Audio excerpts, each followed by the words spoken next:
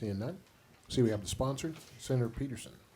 Good morning, Mr. Chair, members. Thank you for hearing this bill. Warren Petersen, District 12.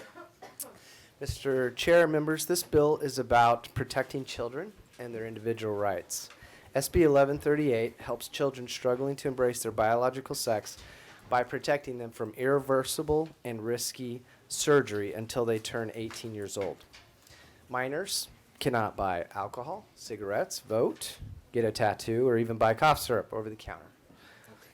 Children should not be encouraged or forced to receive experimental treatments that have permanent consequences, including leaving them sterile and physically marred for life.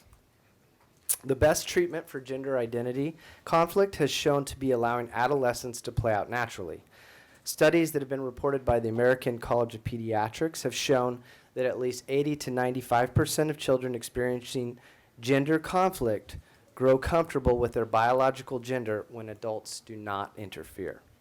Studies have also shown that gender reassignment surgery does not improve mental health or lower suicide rates among those struggling with gender identity conflict. In fact, there was a study that showed that those who do the surgery are 20 times more likely to commit suicide. So as we've seen these practices begin to proliferate, I've heard stories, maybe you've heard stories, we're starting to see these stories of people who are full of regret and wish they could undo it because of the irreversible damage that has happened to them. I'll just give you 3 examples. Kira Bell, she's one of the more well-known women who has struggled with this. She went through the surgery, and she now regrets it, and she grieves the loss of her breasts and her feminine features and her possible infertility. Desmond regretted her treatment and surgery as soon as she awoke from her hysterectomy.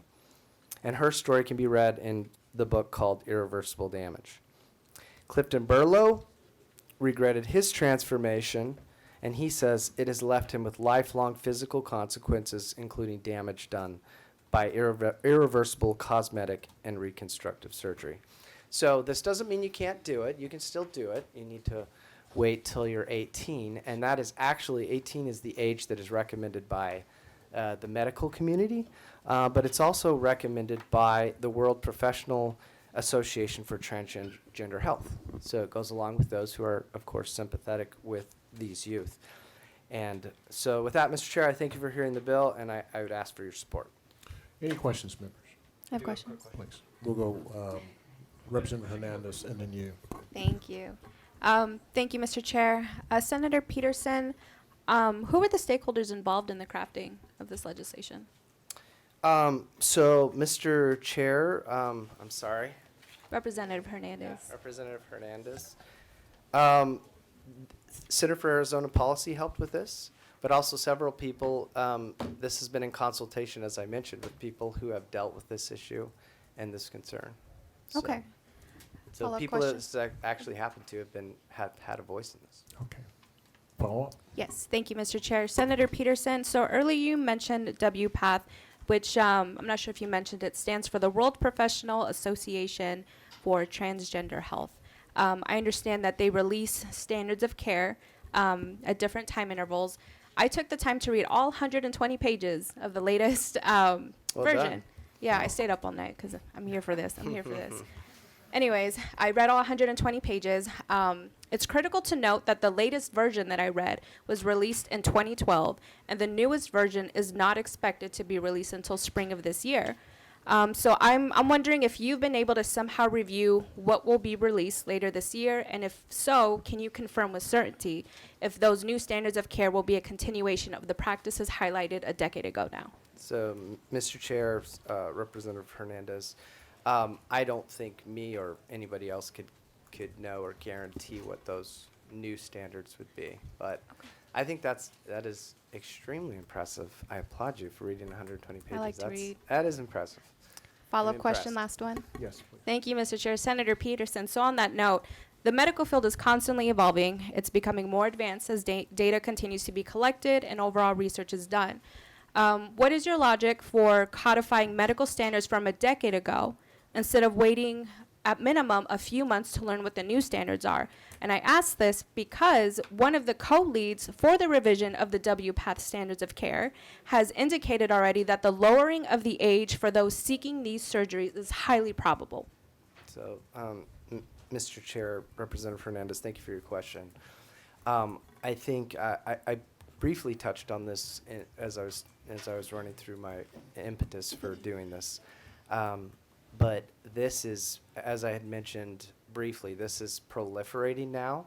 You're seeing, I saw a chart that was pretty flat, and just in the last, 4 to 6 years, it goes like this. And so we have these people that have come forward, and they have regretted this happening to them. So can you do this? Sure, you can do this, but let's make sure that it's a choice made by that individual deciding what they want to do with their body as an adult and for themselves, and that somebody else is not making that decision that could permanently physically change them for the rest of their life. Good. Yeah. Mr. Thank you, Chairman Blackman. Thank you, Senator Petersen, for being here. I have a couple of questions about the language of the bill just to get things going. Do you have a copy in front of you? I do. Thank you, sir. If you would start with what I show as probably page 1, it's the introduction of the bill. Subsection A begins with a physician may not provide irreversible gender assignment surgery. And then subsection B states a physician may provide any of the following to an individual. Subsection 1 is services to an individual. And then it goes through kind of a litany 1 through 4 there. All the exceptions. So the reason I bring that up is you said something in your introduction that you don't want, I'm guessing, youth, and you use the phrase to be encouraged or forced into gender reassignment surgery. And where I'm landing on this, the surgery part of it, I think, is a pretty clear action. But the services listed under subsection B1 through B4, do you consider those to be encouragement for gender reassignment surgery? Yeah, so actually, Mr. Chair, Representative DeGracia, I'm actually glad you brought this up because I didn't really touch on this at all. There are several exceptions here for emergency health care. I wouldn't consider this encouragement. I would consider these are acceptable exceptions where this would be a variant. This could be something important that needs to be done. To follow up, Mr. Chair? Please. Thank you, Mr. Chairman. Thank you, Senator Petersen. So are you envisioning that any kind of counseling, therapy, anything that would help with either the on the emotional side, on the psychological side, any of that discussed with the minor what gender reassignment surgery would be about? Would you consider that encouragement? So, Mr. Chair, Representative DeGracia, there is nothing with that. That's not contained within the scope of the bill. That's not part of this bill. So I don't think that's at issue here. That would be something between parents, the kids that have these exceptions. So I mentioned that I don't want to encourage it, but it doesn't say you cannot encourage. It doesn't say that in the bill. Okay. So that has nothing to do with the scope of the bill. So. And I appreciate that. And last follow-up, Mr. Chairman, if I may. Yes. I appreciate that. One of the things that I dig into oftentimes in my legal practice is legislative intent. What's the intent of the legislators who brought the bill and kind of fleshing that out. Yeah. And that's the reason for my questions and getting to what you conceptualize as how this will be applied. So that's where I was going. Yeah. Thank you. I understand. Thank you. Okay. Any more questions for the sponsor? Thank you, sir. Thank you, Mr. Chair. Appreciate Member? you. Do you, is there any? Mr. Chair, I've got to go vote in finance. Okay. Mr. Chairman, I have a real quick question. Oh, If Mr. Senator? Petersen, I'll be very quick. Thank you, Mr. Chairman. Senator Petersen, you made mention of a couple of individuals.